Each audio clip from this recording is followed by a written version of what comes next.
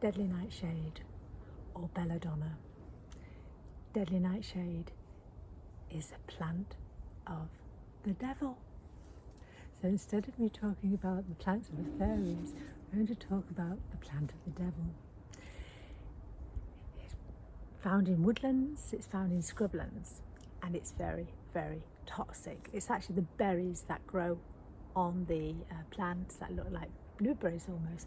That's the most toxic part, very poisonous.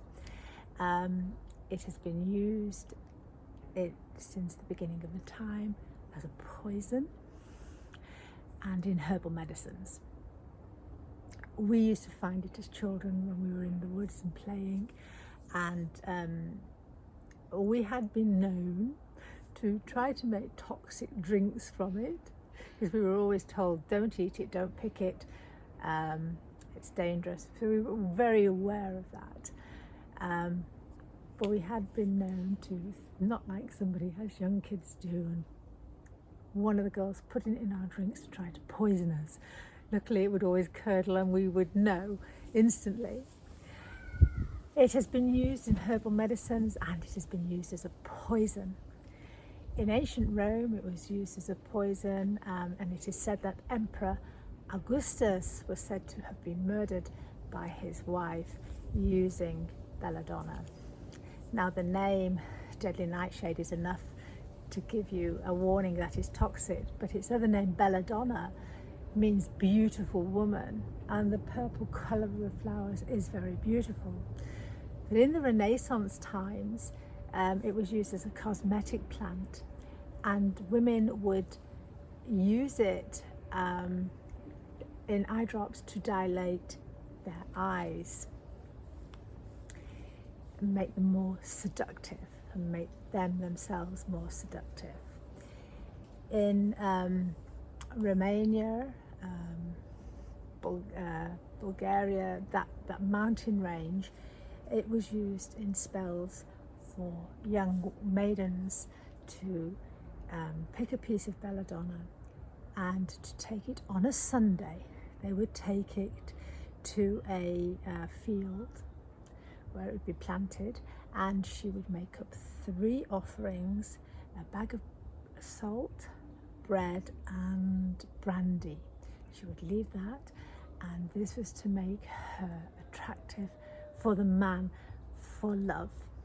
And this was a spell that was cast, and then she would take the root after she'd done this, put it on her head and walk home in it so that everybody would find her attractive. Great mythology. So it's all coming down to women again. Now, it is also said to have been used by witches. We all love a witch, don't we? And of course, witches are very misunderstood through the centuries. Witches were normally the medicine women, the forest women, the midwives, the women who made things happen, made things heal people, but because of that, they also got a bad name.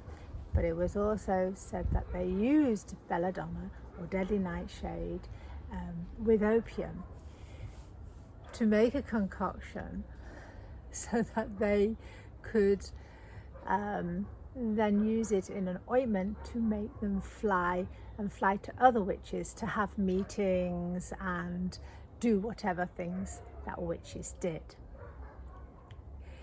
It's always women that get the reputation for being witches, but really it was about strong women, medicine women, and always being misinformed. And of course it was always mainly by males that would denote whether a woman was a witch or a midwife or a good person.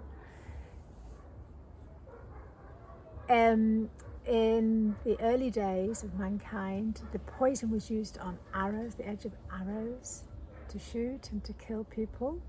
It has often been used as a hallucinating drug.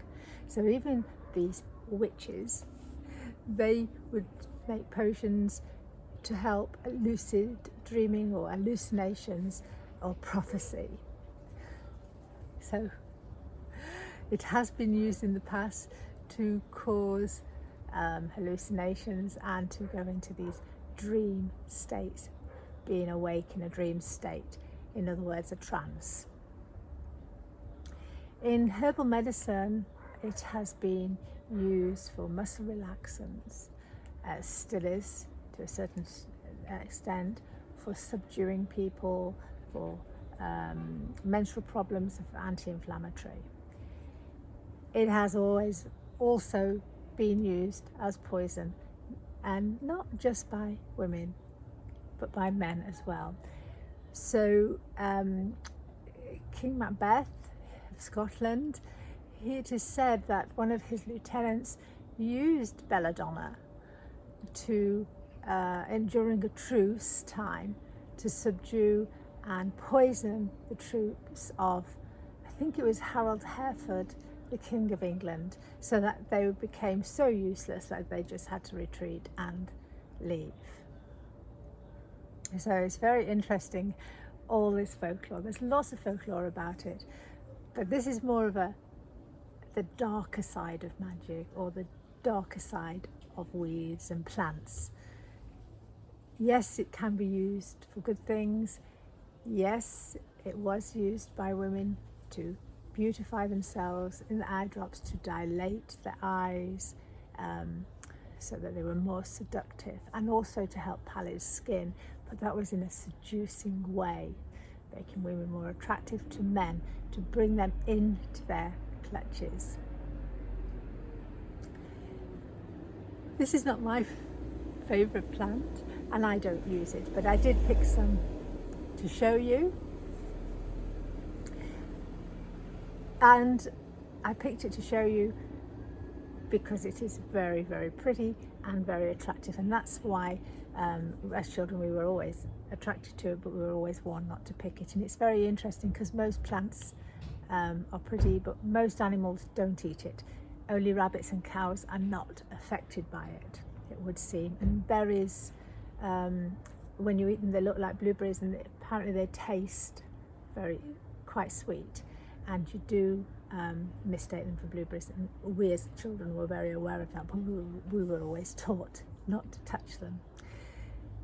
So you decide, is this a good plant or a bad plant?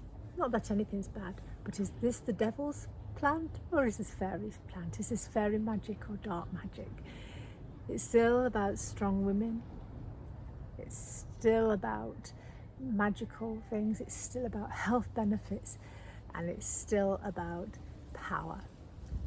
All plants have some power or some energy in them. There's lots of folklore about it. There's a lot of Greek mythology about it.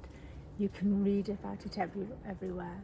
I don't recommend this to make tea or to eat it. We don't want to be poisoned. It is very, very poisonous. It's one of the most toxic plants you can find, but I find it really interesting.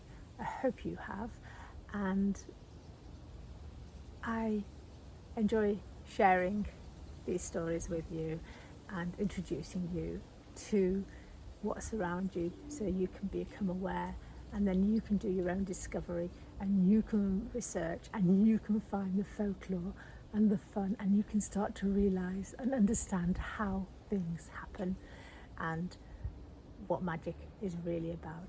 It's just about medicine and living and being aware and using what's around us. Thank you for listening, and again I apologize for any noises in the background, but I'm in the garden. I guess I can't ask the whole neighbourhood to be quiet when I'm making a video. Enjoy.